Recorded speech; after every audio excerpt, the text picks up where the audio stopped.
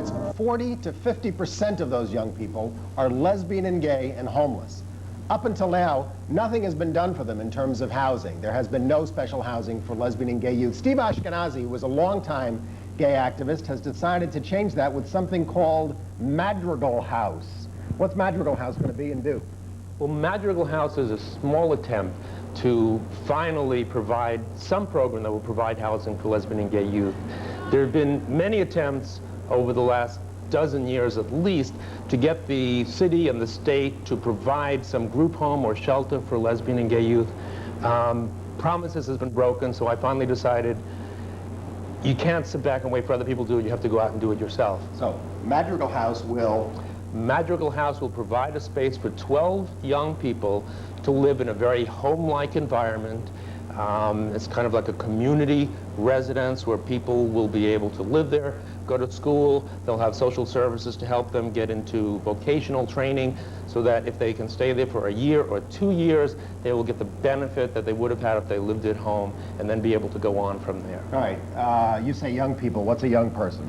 How do you define a young person? Right now, a young person is from 18 through 22 years old.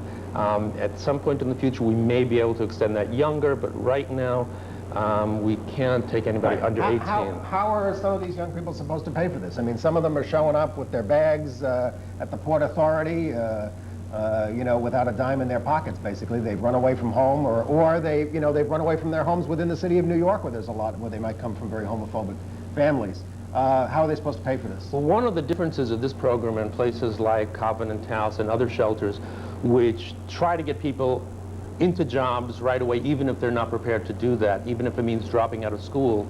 And back at the Harvey Milk School, when I was the director of the Harvey Milk School, we lost a lot of our young people who were forced by other residential programs to drop out of school and go get jobs. My goal is to keep people in school. And if that means getting them on welfare or SSI or other entitlements, we will do that. Okay. No one will have to pay anything until they have an income coming from one of their entitlements that we will help them get. I'm sure there are some young people watching this program right now who are watching the Gay Cable Network who maybe they've been staying with a friend for the last couple of weeks and they'd like to get out of that situation and, you know, get into something like this. How do they do that? Can they just call you up, or how are you going to populate this place? Well, I hope you'll flash our number down here. People can call us. What's your number? It's 388-7100. Is that area code? That's area code 212. We are taking all of our young people right now by referral from other agencies, from the YES program at the community center, from the Hedrick Martin Institute, from the Neutral Zone, from the DOOR. And we've been able to cooperate with those places so far. What's going to happen there besides the fact that this is a place to park your head? I mean, are there going to be any services associated with Madrigal House? No, Madrigal House is definitely a service organization.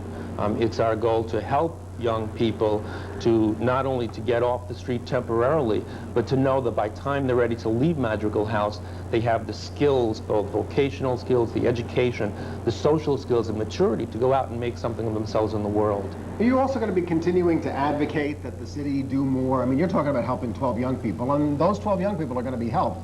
But what about all the thousands of youth who are out there? There are people who still are trying to develop something. I'm hoping that Gary Mallon, who works at Green Chimneys, is trying very hard to get the city to open a group home, which would be for foster children.